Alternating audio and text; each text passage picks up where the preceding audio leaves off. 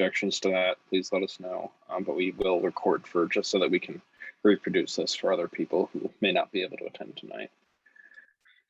And okay. The meeting is recording now. Okay, great. So what I'd just like to do is, per the code, we're required to go through what a funding application looks like. My goal is to just do that very methodically and exactly, and just so that you all have a sense of what that will entail prior to filling them out yourselves. So I think, so as you can see, the first basic step that you'll have is just providing information. I don't, just to quickly answer the question in the chat, I don't know if we'll send it out because we don't per se have a mailing list of people to send this out to at the moment. But I do think what we will do is, upon request, we can provide it.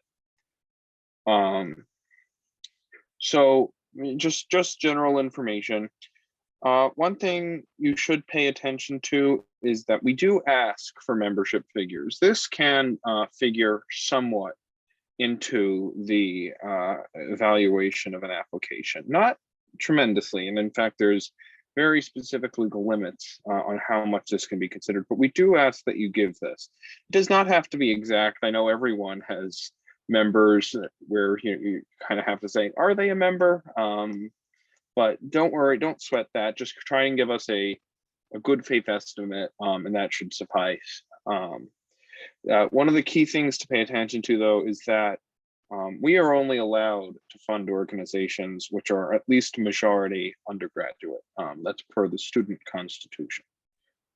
So if your graduate numbers are somehow greater than your undergraduate numbers, stop, you've gone too far, and we can help you get in contact with the graduate and professional student government, who has a process similar to ours. So that's that. Let's move on.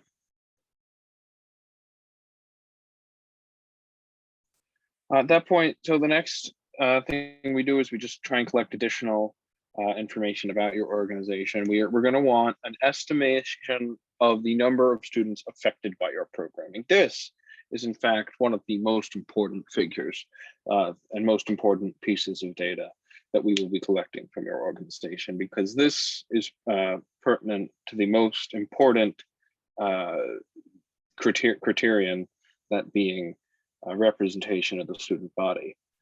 So we will pay very close attention to this. This is also one where we understand it can be difficult to be exact, especially considering most of your events won't have happened yet. But we do ask that you make a good faith effort to accurately estimate what it will be, as best as you are able. The rest of it is pretty boilerplate, I think. What I will say about a lot of these other questions is that there are right answers to these. You must be recognized by the university. Broadly speaking, you must be willing to recognize yourself as being sponsored, not by the Student Congress, but by the Undergraduate Senate. This is a little bit of an old website. We're working on getting it updated, but this is a little bit of an old website we're working off of, so it refers to the old student legislature rather than the current one. But you cannot, under any condition, purchase alcohol, tobacco, or firearms with your funds, with very, very specific exceptions for one of those. But for all intents and purposes, the answer to that has to be no. And you do have to have a certified organizational treasurer. For those of you who don't know, the way you become a certified organizational treasurer is by taking and passing the undergraduate treasurer's test. You can find more information about that on the Senate website, or it's also on the Senate HEAL Life, the test and training itself. So you should pay special attention to that, because you do need to have that, not by the time you submit the application technically, but by at least at the very latest by the time of your organization's funding hearing.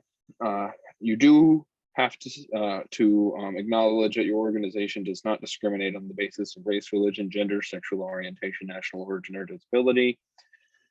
The office space one, there is no right answer. I think it's fairly unusual for organizations to have office space, but if you do, just let us know and it shouldn't be an issue. At this point, if you do have questions, I think Dennis, is it all right just to save them? I know there's a questions portion at the end. Yeah. Everyone's all so right. I think it'd be better just to take them all then. Yeah, we do have a Q&A section, so if you could just hold on to your questions until then, that would be greatly appreciated. Okay, Thank you. this is good. All right, I think we can move on. So this is the meat of the request itself, you might even say. One of the way that student government does funding is it is done by what is called funding categories. There are several listed here. I will be very honest with you. Some of these are obsolete. FICA taxes jumps out at me. Benefits, temporary and student salaries, even telephone, unemployment taxes. All of these I have yet to see student government pay for. The ones that you should pay special attention to are capital expenditures, which is for supplies not greater than 300, greater than 500. It should be updated by the time you put that in. And several of these might have NA, in which case you shouldn't put anything in there. Dues and fees. I want to just so that you're aware, dues are prohibited. We cannot fund dues itself, to a national organization or even just relieving your members of dues obligations. But fees for conferences or things like that we can pay for. Building and venue rental is a very common one. If you intend to rent out a space, any space for an event, that's where you should request funding for that. Lodging is fairly common. There is a set rate in the student code. Pay attention to that. Equipment/equipment rental. I think that should be fairly straightforward. Anything material, equipment like that should be under that. Let's see. Moving down. Printing and publicity, if you plan on printing out anything, and again, there are code regulations on that should be paid attention to, and that the finance committee will be paying attention to, so just be careful with that. Production, that's where you can put anything related to a production, I'm going to say. So if you're putting on a show, a dance of any sort, if you're doing costumes, sets, props, all of that should go under production. Professional and labor fees, that's if your organization is, for any programmatic purposes, hiring someone, be it, I don't know, a DJ, that might go under professional and labor fees. Programming is, so programming is the most important one. If you do not see a category that closely aligns with the expense that you are looking to fund, put it under programming. To be very honest, there is almost nothing here which can't just be called programming. Programming is, when in doubt, you are doing programming, is my advice to you all. Speaker fees, this is another common one that we'll fund. So if you're inviting in a speaker, we can pay for their honorarium. But that's the only thing we can pay for the speaker, notably. So that, so in any amount. This is, again, these are pretty rare. Travel is one that's fairly common. And again, there are code mandated rates for that. So you should pay attention to those when filling out your request. And again, all of this can be found in Title IV of the Undergraduate Student Code, which is available publicly. And I recommend that you review it closely before, you'll have to review it closely in order to pass the treasurer's test, but I'd also have it open and have it handy as you are doing your funding request. So for the purposes of this demonstration, I've filled in pretty fake values. I don't know if they'd well align with any of the things we're talking about, although this is for the Widget Appreciation Club, so we are dealing in generica. So these are fake values that I'll use just to demonstrate. Dennis, would you like to move on? So the next part of the application will just be a statement of purpose. This is not something for you at all to overthink, but it helps give the Finance Committee and Senate a overview of what your club does, just so that we're familiar with it in a brief way. So this just says our organization seeks to increase recognition of and appreciation for widgets. We feel that the important role that widgets play in our campus and in our daily lives is too often overlooked, and we seek to correct that. We do this through varied programs and activities that seek to involve a wide cross-section of the student body. That is an entirely acceptable statement of purpose. We just want to get an overview of your organization and what it's for. Yeah, so I think that's fairly self-explanatory. And again, this is not something that I would expect to weigh heavily on your funding application, in the evaluation of your application. So this is basically the second substantive part of the request itself. This is where you're going to describe what these expenses are going to be used for. And we ask that you do so in as expansive detail as possible. So for example, the first program that the Widgets Appreciation Club is conducting is a Campus Widgets Night. And it is a campus gathering, of course, to enjoy widgets. And let's say they're taking out the Great Hall, and the Great Hall, it's cost $600 to rent that. So you'll notice in the building and venue rental, we had $1,200 in building and venue rental in the previous under that slide. So here, $600 of that is going to building and venue rental, which is the rental of a venue for the event.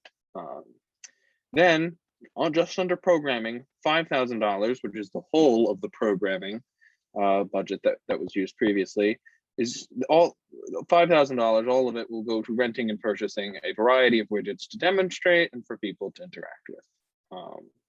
And that is a description of the widget night.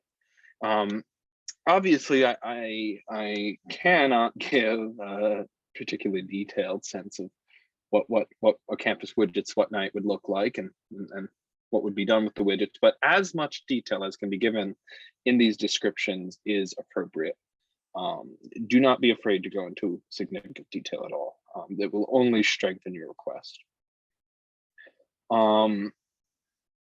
Then there's a speaker event, and they're going to be inviting Jay Pierpont Finch, who's the chairman of the Worldwide Wickets Company, which is, of course, a brand name for widgets, and they're the largest producer of widgets in the world. And they're inviting Mr. Finch to come speak on campus. So here you'll see, again, I'm breaking down from even the funding categories, the purposes to which those categories will go. So building and venue rental, $600 for the rental of a venue for the event. And then speaker fees, $1,000 as an honorarium for Mr. Finch. So there you have that. And then the club would also like to go to the North Carolina Widgets Convention, which is being held on October 20th at the Raleigh Convention Center.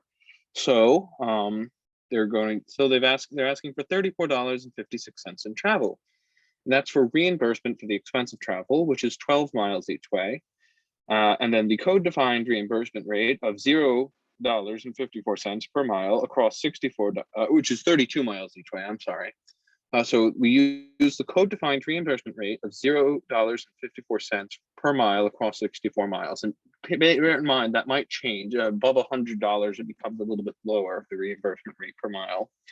So 54 cents per mile across 64 miles, which of course comes out to the $34.56.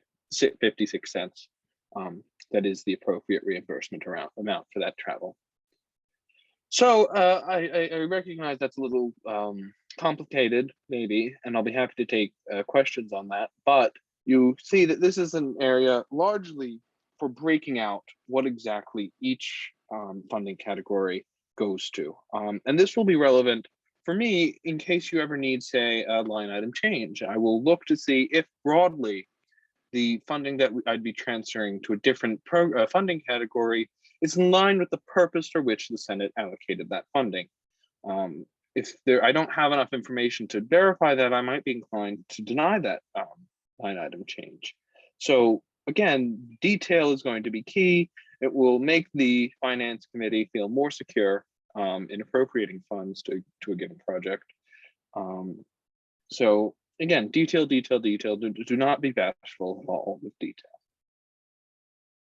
I think we can move on.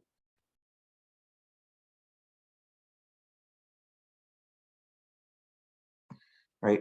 Thank you, Logan. So I guess this is my part now.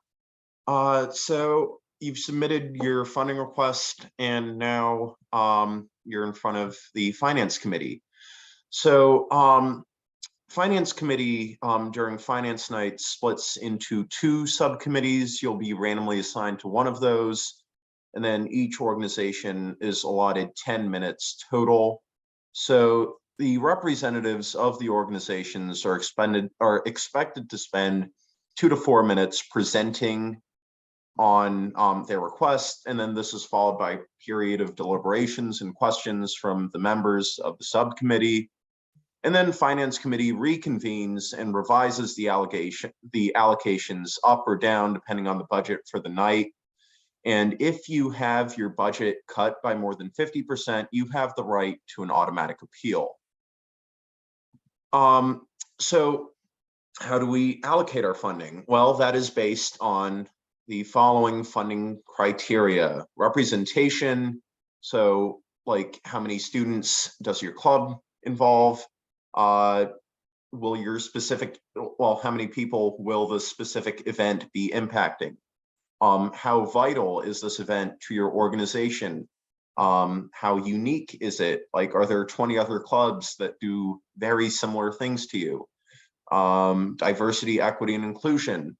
Do you promote diversity, equity, and inclusion? And sustainability. Does your program promote sustainability?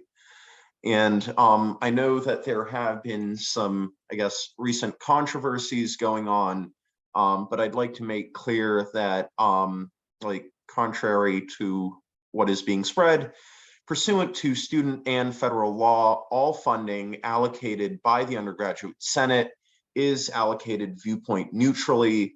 That means we do not discriminate against any viewpoints that a specific club or organization may have.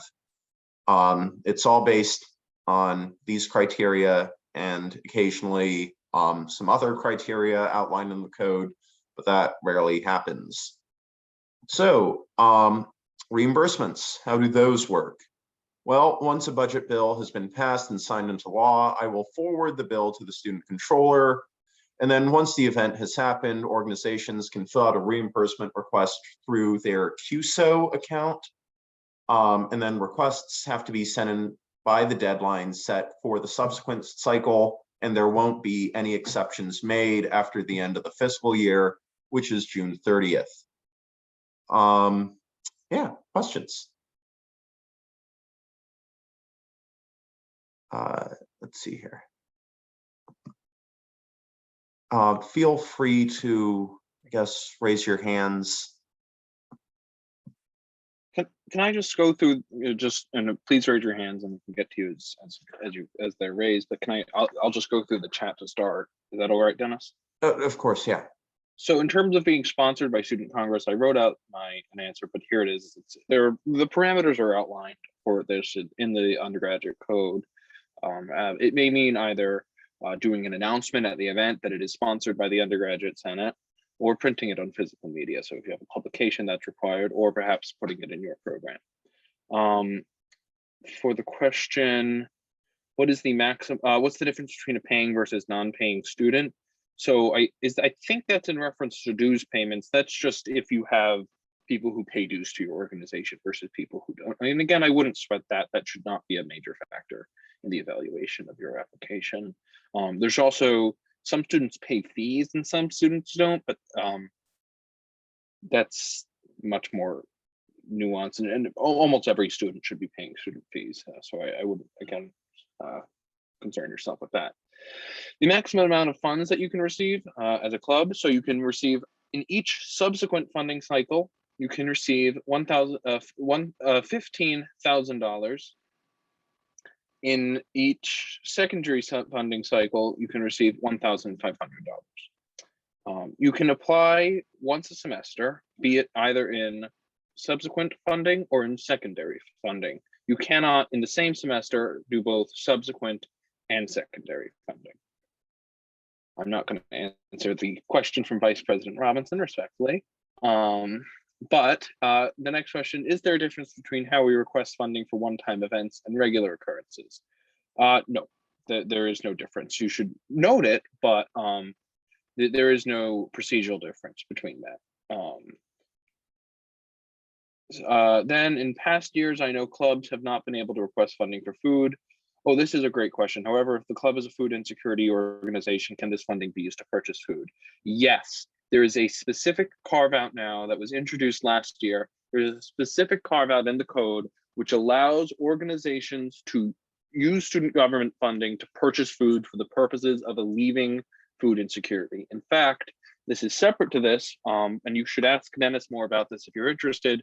There's a special food insecurity funding cycle that has a budget of $20,000 that is only for food insecurity on top of this. And you can apply for that if you would like as well. I see a hand from Riley. Riley, would you like to ask a question? Hi, yes. So I have a question about the number of students that are affected by programming. Is that referring to the number of students that are affected by the club, like in all aspects, or just the number of students that are affected by the specific event you're asking funding for? Yeah, so that's a good question. And it's a little bit, again, the website that we have to use is a little bit wonky and not ideal for our purposes. But I think on the supplemental information section, I think it would be appropriate to just put how many in total you expect your club to represent. And then in the details, it would be wise to include what each event, what each program is being, what the representation of each of those are. Does that answer your question, Riley? Yes, thank you. Wonderful. Alessandra asked, can we go back to the reimbursement page really quick? Dennis, would you mind? Yeah, let's see here. Oh, sorry, skipped over it. Here we are. Okay, there you are. In terms of where the recording will be located, I don't know if it will be uploaded anywhere, but upon request, I think we can provide it. Is that right, Dennis? I think I'm going to try to get it on the Finance Committee's website on the Senate, or at least a link. Okay. If not, I can put a message up there and you all can email me for the video, I guess. Yeah. Wonderful. Andrea, you have your hand raised.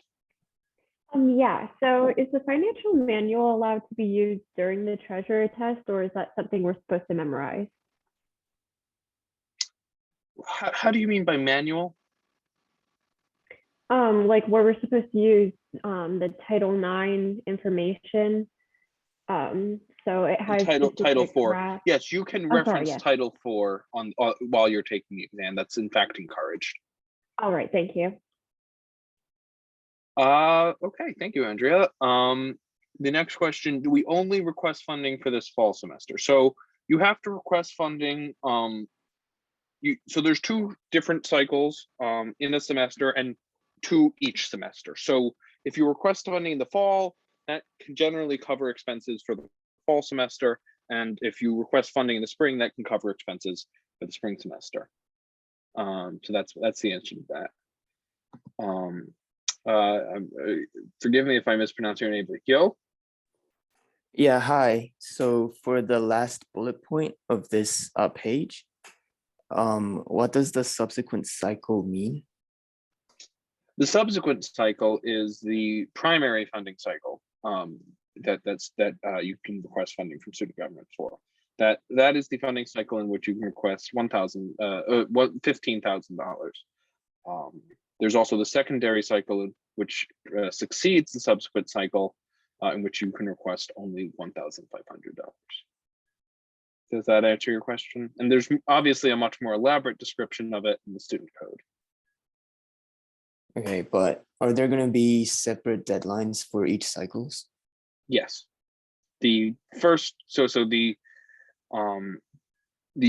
subsequent appropriations requests will be due So 48 the hours portal will following their open. open on the 19th, and then it will close on the 21st, Exactly. 5 p.m. Of on this both month. of these days.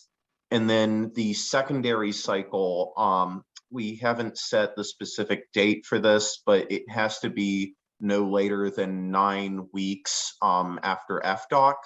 So sometime in October, will be late October, will be when the secondary cycle begins. Okay, but what if the events happen after the cycle deadlines? So for example, like in December? Oh, Yes, you then can you still can apply apply for in funding. you can apply in advance for funding in that situation. Okay, but to get reimbursed for the events that will happen, say in like December, we should apply in advance, right? Yes, that's correct. Okay, thank you. No problem. And you Thank have until the end, well, essentially, like, until the end of the fiscal year on June Yeah. 30th to apply, although there will be a deadline earlier that you should try and get it in by. Tupshin Drew's question, how soon does the funding arrive? Just to be very clear, the funding works on a reimbursement basis. So after you expend, after you pay for the items, student government will then reimburse you for it. If that's not possible for your organization, you should reach out to Dennis, myself, and we can put you in contact with university officials who can help you out. Subsequent funding would encompass the full school year. Again, generally try to, it's not, the rules are a little bit mushy, but you should generally try to apply for funding in each semester for activities that occur in that semester. In terms of where we can find the certified organizational treasurer test, so that will be on the undergraduate Senate Heal Life page. You can also find the link to it on the funding page of the Senate website. Okay, let's keep going. And I think, Dennis, could you also get that link and put it in the chat at some point? I believe someone already put it in there. Oh, wonderful. I just yeah. had not gotten up to that yet. Okay, Yeah. great. Thank you. Thank you, Willow. How should we approach USG about funding if we receive less funding this year due to the removal of mandatory spending on club sports? I don't exactly know the context for this question. I do know that there was previously a funding cycle that was handled by the Club Sports Council. To be clear, those $50,000 have just been reabsorbed by student government, and the same funding is still available to those organizations via undergraduate student government. So you should just go through the normal process. I will say that the pot of money now available to these clubs is larger than it previously was.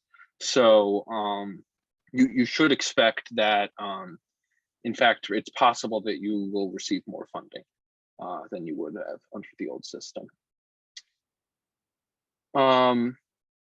Yes, so Robbie, you're going to want to refer to Title 4. It's still a little bit lengthy, but I hope not too lengthy. You don't have to worry about the whole 120 something pages of the code.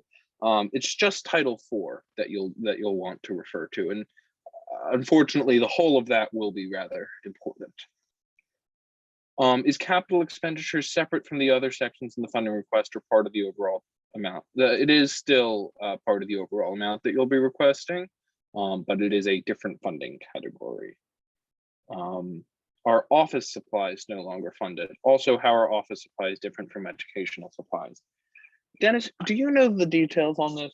Because my understanding is that there will be a centralized reserve of office supplies available to organizations. Is that correct?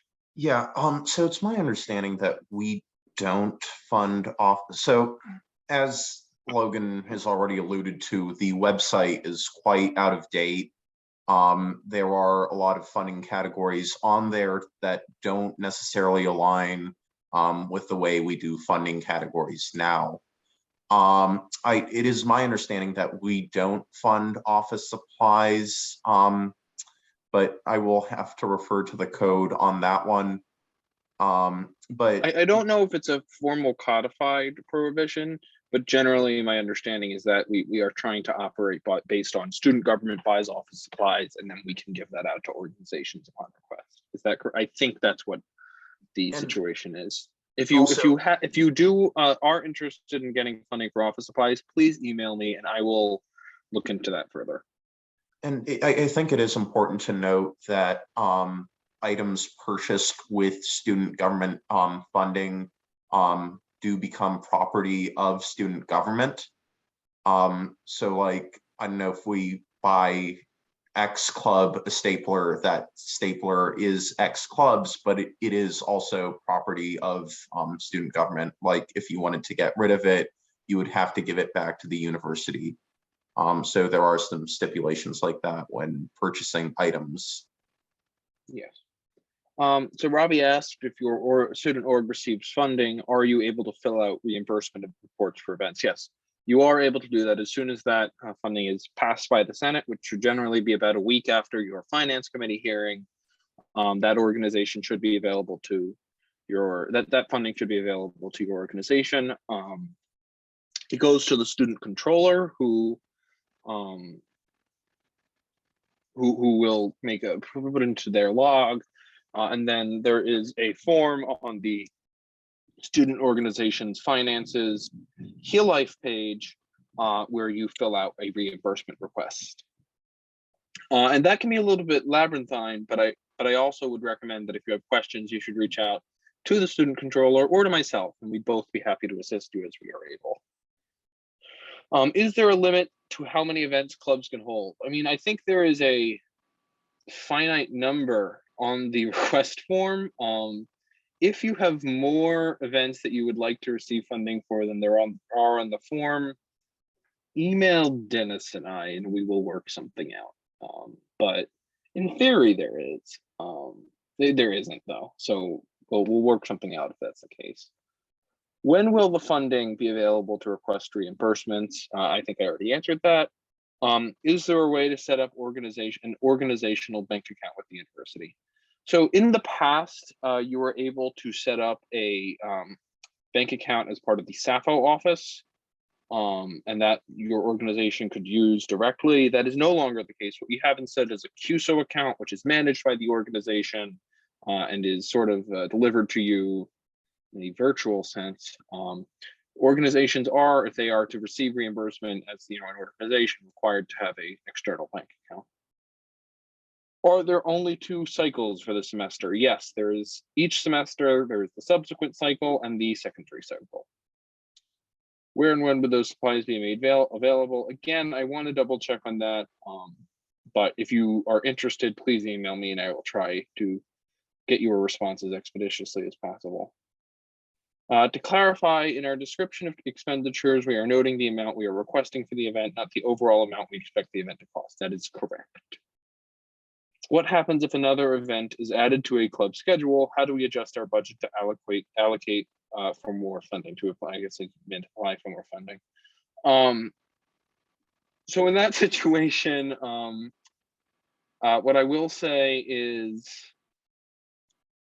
you can always, I would recommend you plan in advance, because it is not strictly possible once your funding has already been allocated to apply for more that same semester. It is not strictly possible.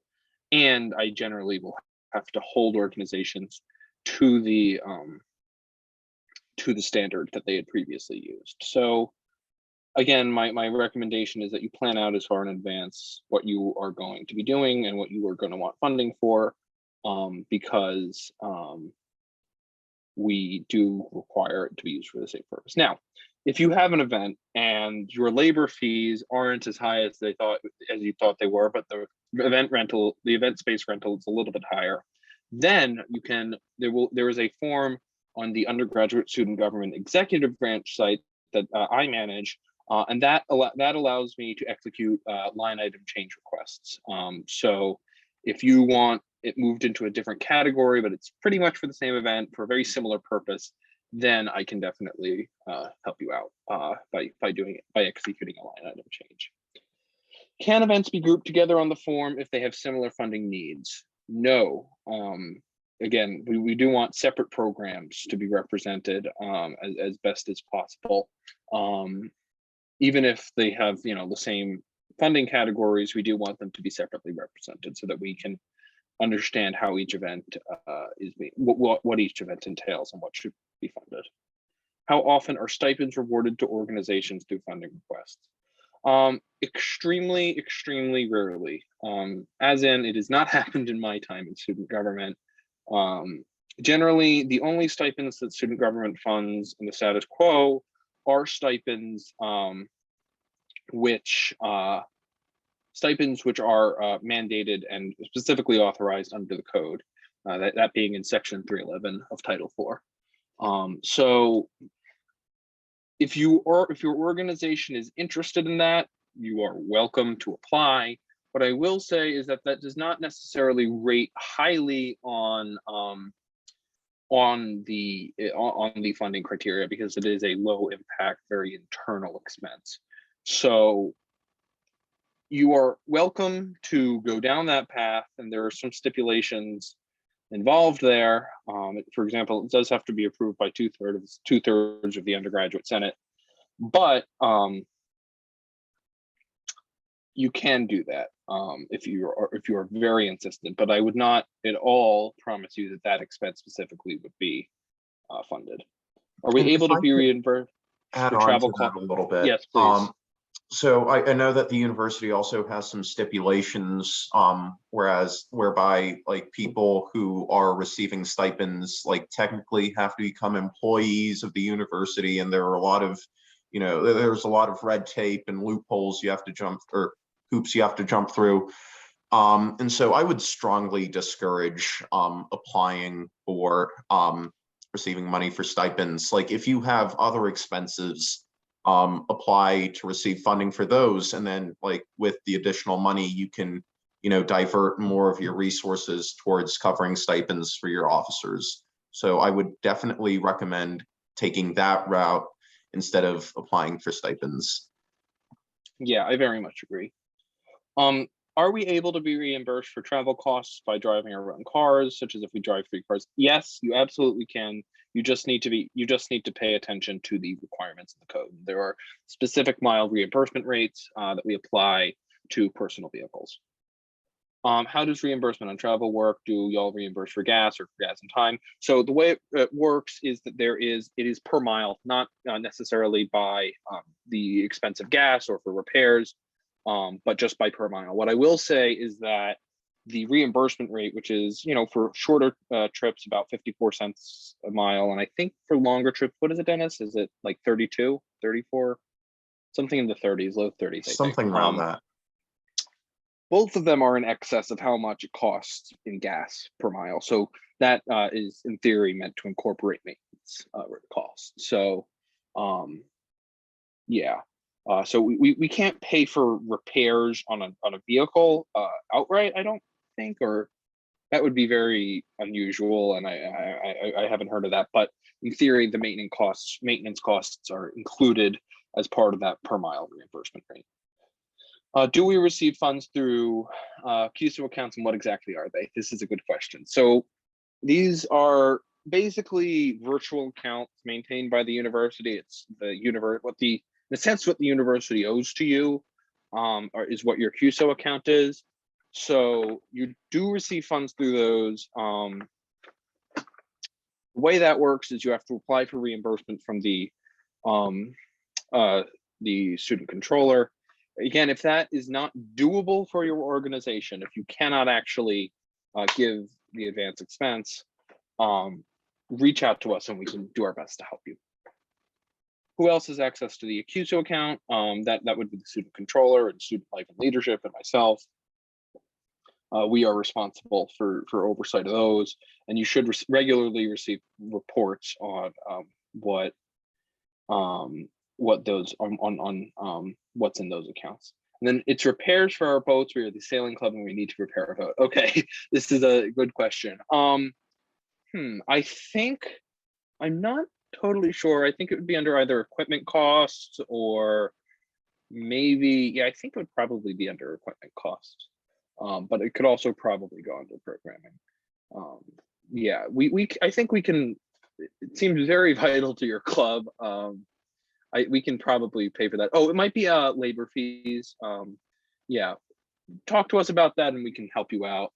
And you know, if the good news is that if it goes into the wrong funding category, as long as we have that purpose, we know what it's for broadly, I can look at it when you submit a line item change request and say, okay, we're just going to move it to a different category. It's the same purpose. The Senate wants this funded, and we're going to make this work for you.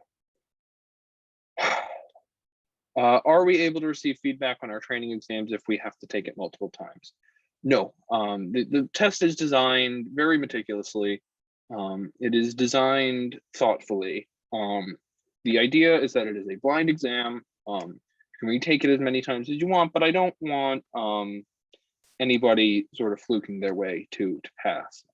The idea is that, you know, you really look very closely at the code, think carefully about it, apply it dynamically, and, you know, with enough, after doing it multiple times, you should hopefully be able to pass. And I will say that of people who have taken it multiple times, they almost always improve on their second time around and third time around, and B, very often, you know, I have people who have gone from 40% to over 100%. So it's very much doable to improve without necessarily getting feedback. You just have to be, you know, mindful and read the code carefully. If you have questions about sort of the structure of the exam, not necessarily the content, but the structures of the exam, you can feel free to reach out to me and I'll be happy to help you.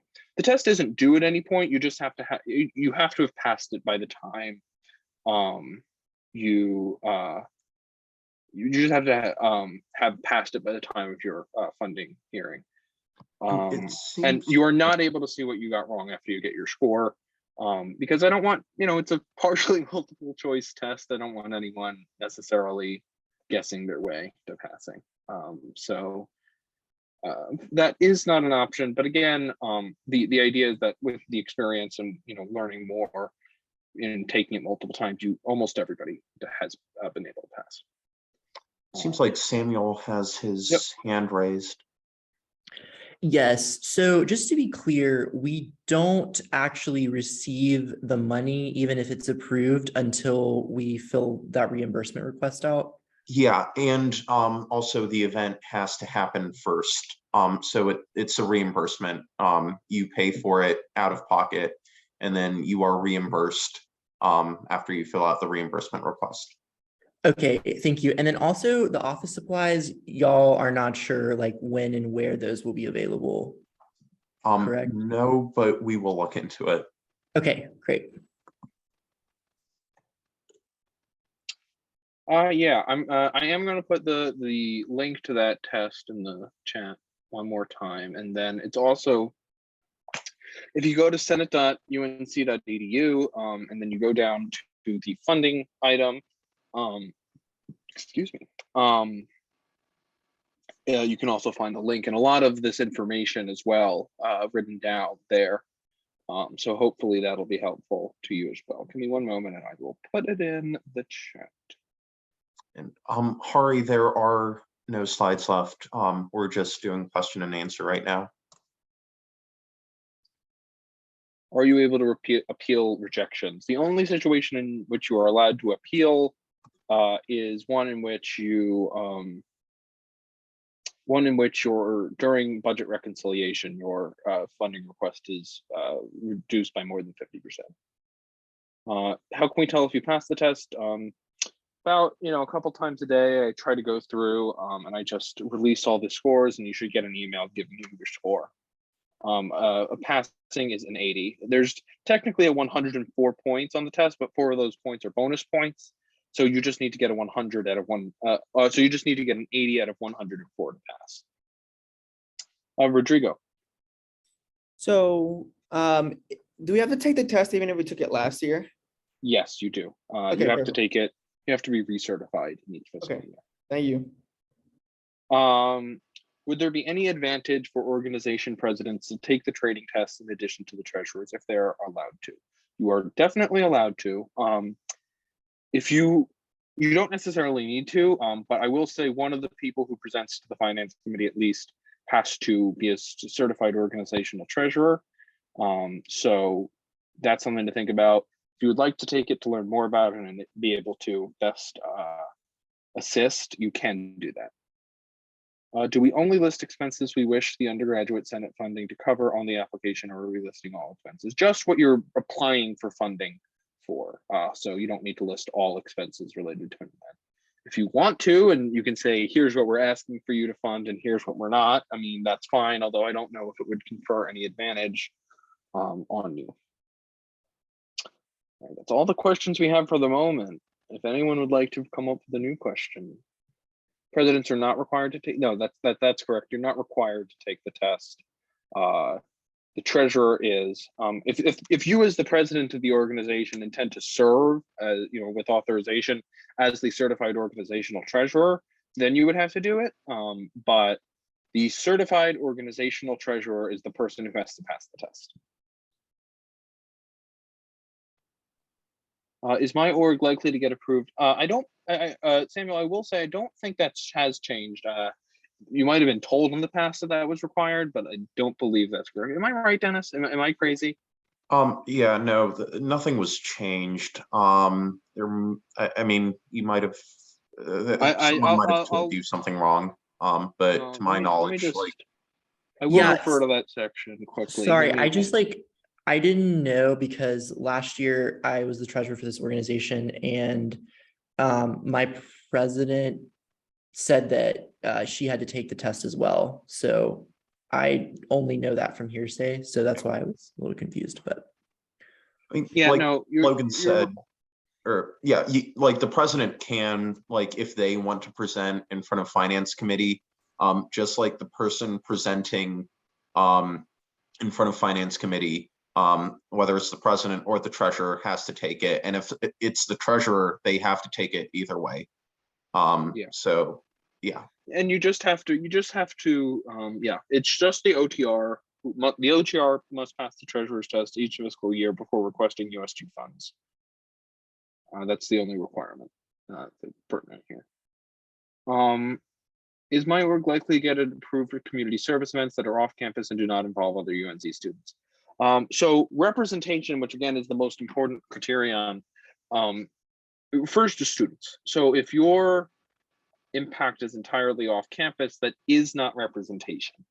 And again, like pretty much all of these criteria are relevant to your campus. Now, if your organization is the, let's say, I don't know, Help Durham Club, then that might speak to vitality, and it might also be specialized. So it's not impossible to get funding for that.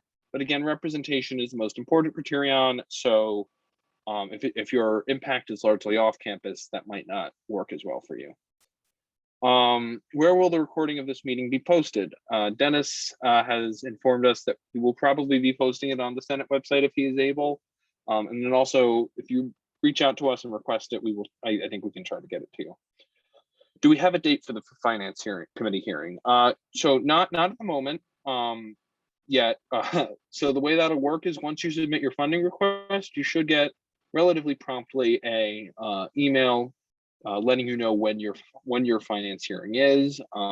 It will be in the evening, probably on a Tuesday. Am I right about that, Yeah. Dennis? So finance committee meets Tuesdays at 7:30 p.m. We alternate with Senate meetings, but like finance hearings won't start until September. And so I will be sending out like an email. Each organization that has applied will be randomly assigned to a date. So I will email your organization about what date you're presenting on. And yeah, Hope that answers the question. Then there's Sandra's question. I might have missed this, but do you only have to take the treasurer's test to apply for funding, e.g. the org pres, or do you have to be the certified treasurer? So the definition of certified organizational treasurer as it pertains to the treasury laws is a little bit broad, but whichever person within your organization has been designated by your organization to serve as your organizational treasurer has to take and pass the treasurer's test. I can't dictate exactly within your organization structure that may be, and I know I'm a member of a student organization and it's our treasurer who does that, but in theory it could be I don't know, the chair of a committee for you, it could be the president. There's no prohibition on that. You have to you just have to make it, that person has to pass the treasurer's test.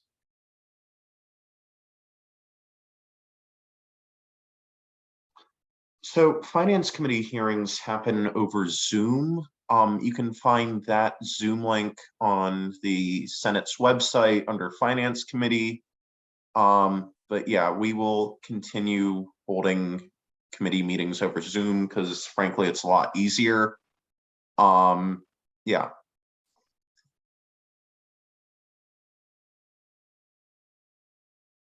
And if anybody feels that they would like to go at this point, I think we'll stick around for a little while longer to keep answering questions if anyone has them. But if you do not have questions and you feel confident, please feel free to leave. All right. Thank you. Ritika, is there a certain time after which that treasurer's test expires? Yeah, so the way that works is it expires on June 30th. So I'm sorry if you took it before June 30th, but you will have to take it again because there was a new version of the exam. You have to take it each fiscal year, which the fiscal year goes from July 1 to June 30.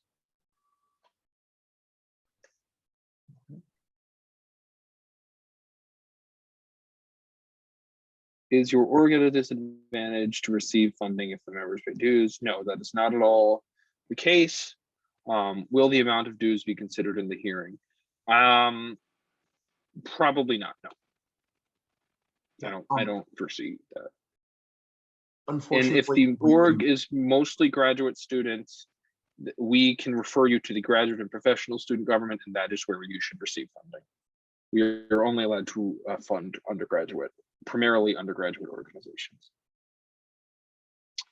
Ayana, you can email us and we can hopefully eventually get that to you. Although I think Dennis is also going to try and put it on the Senate Finance Committee website.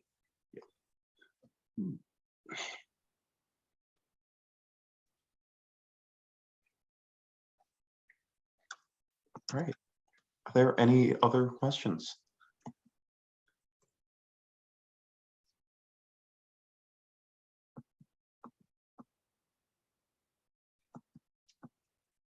All right. I think going once, going twice, going 3 times. All right. Thank you all for coming out. Hope to see you in your funding hearings. All right, Dennis, are we good to go? Yeah. Well, thanks everyone, and thanks Logan. Well, Thank you, Dennis. bye y'all.